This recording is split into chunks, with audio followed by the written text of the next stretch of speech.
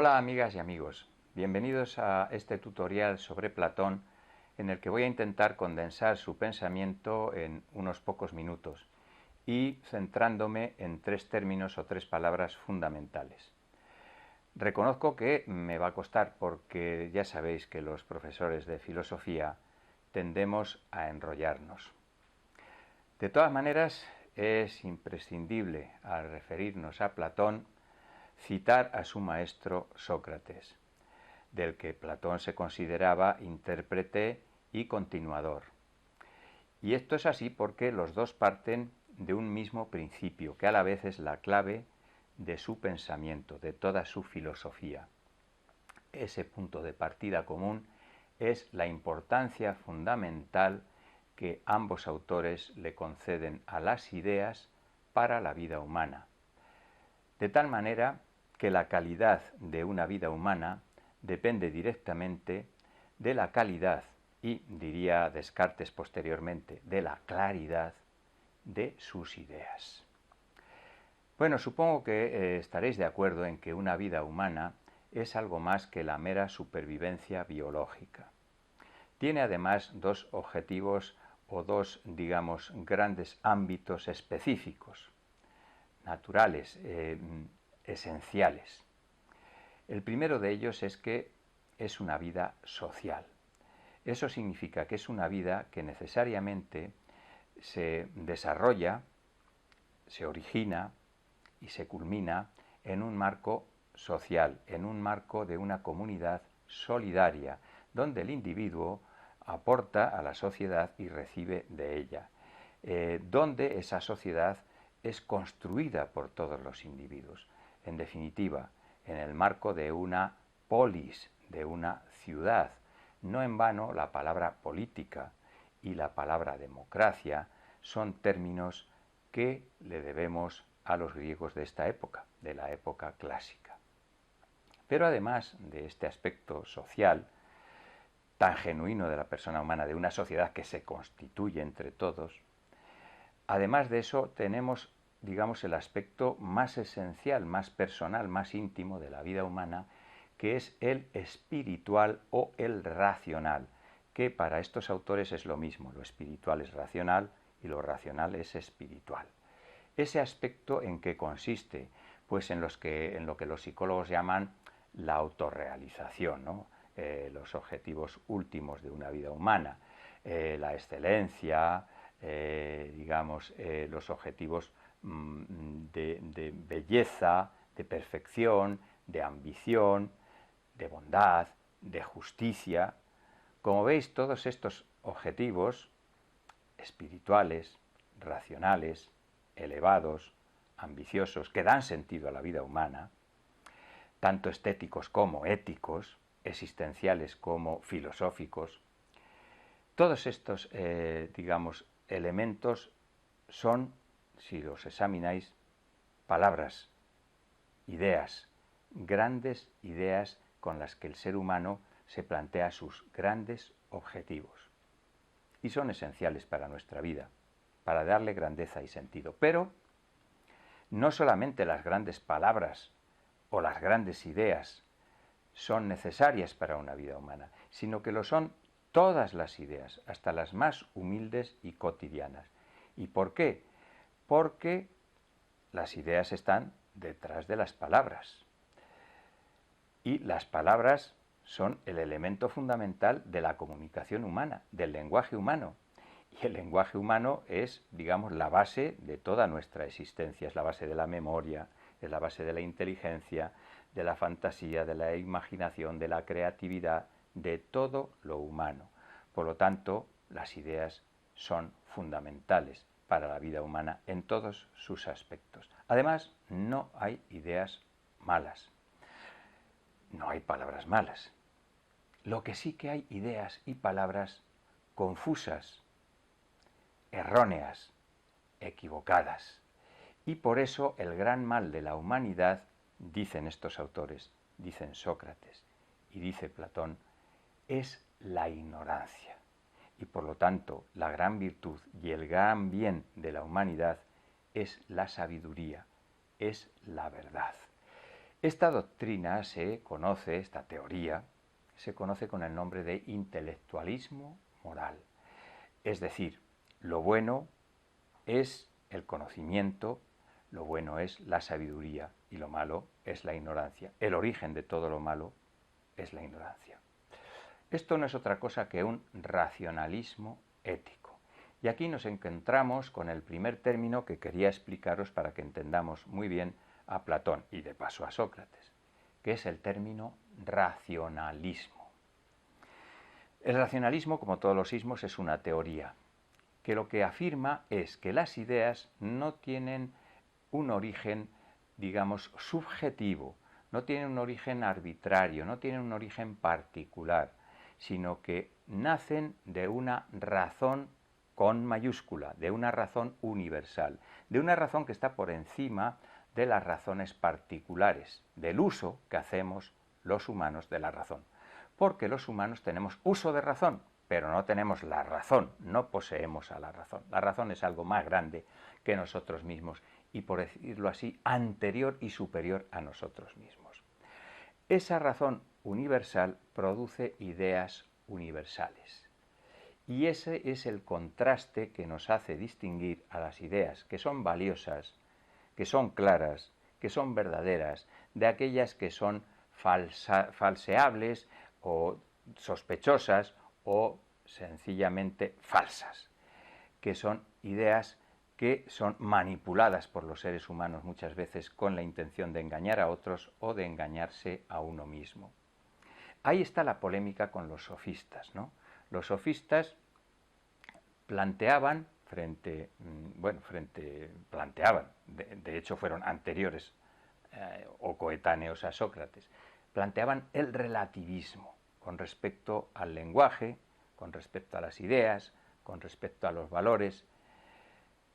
Eran escépticos, eran personas críticas, ¿no?, con respecto al conocimiento humano, y lo que planteaban es que todos los valores, todas las ideas, incluso todos los significados de las palabras son relativos a las circunstancias, tanto personales como históricas como de cualquier tipo. Y por lo tanto nada es fiable.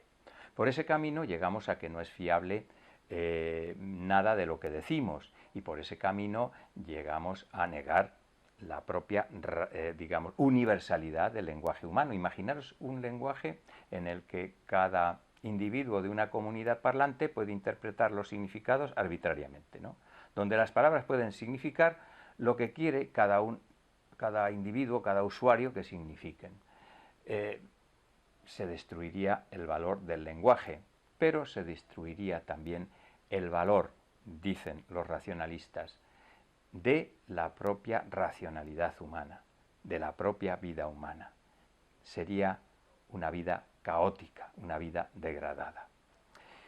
Bien, este es el punto de vista que comparten, pero Platón va más allá. Es decir, Platón lo que quiere es afianzar las ideas de su maestro Sócrates. ¿Y cómo lo hace? Mediante otro ismo que vamos a introducir ahora, después del racionalismo, ¿no?, que es el dualismo. Dualismo es una teoría acerca de la realidad, y lo que afirma es que no hay una única realidad, como afirmaba la filosofía hasta el momento. La filosofía hasta el momento era una filosofía de la naturaleza, era una filosofía monista, es decir, hay una realidad única, que es la que vemos con los sentidos, que es la que experimentamos, y ahí es donde debemos buscar las claves de toda la realidad, incluida la realidad humana, incluida la realidad de las ideas. Pues bien, el punto de vista de Platón es dualista. Hay dos realidades originales, completamente distintas, independientes, aunque tengan sus influencias. La realidad material, física, la que vemos con los sentidos, y la realidad espiritual, racional, la realidad de las ideas, el mundo de las ideas, que vemos a través del ejercicio de nuestra racionalidad, ¿no?, de nuestro pensamiento, a través de la dialéctica.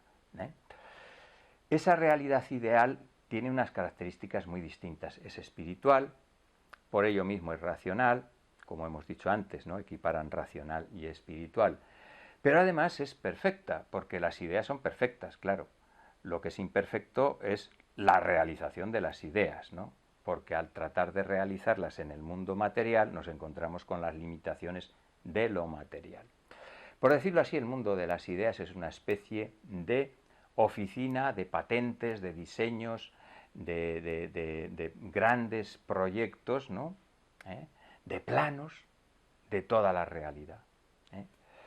Y precisamente eso nos lleva al tercero de los términos que quería explicaros, que es el idealismo.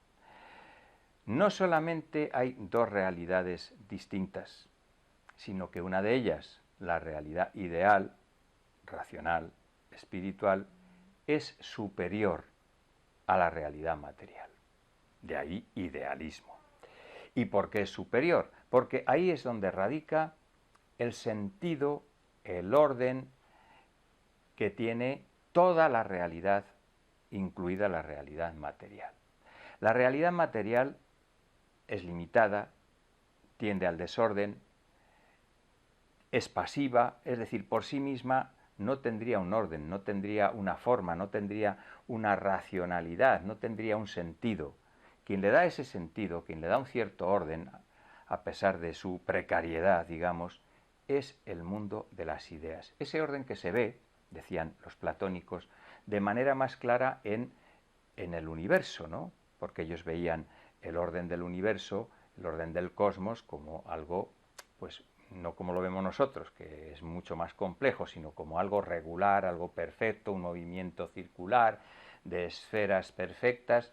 Ese orden tan bonito del cosmos viene del más allá, viene de ese orden regular, perfecto que hay en el mundo de las ideas. Y las formas que vemos aquí más o menos ordenadas en el mundo físico también responden a esas ideas que están en el mundo superior, en el mundo racional. Por lo tanto, es el mundo ideal el que da un orden y un sentido al mundo material. De ahí la palabra idealismo. Las ideas como el elemento ordenador. Si entendemos estos tres términos, pues ya podemos entender el resto de la filosofía de Platón, porque es la aplicación de estos tres términos pues a esferas distintas de la realidad. Por ejemplo, en la esfera del cosmos y en la esfera del mundo físico, el mito del demiurgo, vamos a ver que si hay un orden en el universo es porque hay una inteligencia ordenadora, el demiurgo, que es la inteligencia como una especie de alma del mundo que, tomando como referencia el mundo de las ideas, crea un orden, crea una regularidad, crea un sentido en el mundo material. En cuanto a la teoría antropológica, pues el ser humano es interpretado básicamente como un ser que posee un alma racional y por lo tanto inmortal y por lo tanto ideal, es decir, que pertenece al mundo de las ideas, que tiene allí su origen y su destino último. Es por eso que el ser humano es capaz de conocer esa otra realidad, de conocer la realidad de las ideas, de acceder a ellas y de usarlas para guiar su vida en este mundo. Tanto en lo personal, y ahí tenemos la ética, y por lo tanto la ética de Platón va a consistir en que el alma racional gobierne toda la actividad del ser humano, que la ordene, que la organice, que la dirija hacia esos fines últimos, que son los fines ideales de la bondad, la belleza, la excelencia, la perfección, la justicia. Y hablando de este último término, pues nos metemos en la política. ¿Quién ha de mandar en la ciudad? En la ciudad han de mandar los sabios, los filósofos, porque son ellos los que saben en qué consiste la justicia, la bondad, la belleza, es decir, los fines últimos de los seres humanos. Sería un desorden o sería, digamos, una sociedad malograda aquella que es dirigida por los aspectos inferiores del alma humana, por los aspectos que se dedican a la mera supervivencia, por ejemplo, los aspectos del enriquecimiento material, ¿no? Una sociedad gobernada por los ricos o los poderosos económicamente. Y también lo sería una sociedad gobernada exclusivamente por el estamento militar, cuya misión es simplemente el de defender a la sociedad de sus enemigos, pero que no pueden dirigirla hacia sus fines últimos. Esos fines últimos, quien los conocen, quien los dominan, son los sabios, y de ahí que los sabios deban ser los que gobiernen a la ciudad, la utopía política de Platón. Espero que estas ideas apresuradas os sirvan para tener una idea general de la filosofía platónica. Muchas gracias.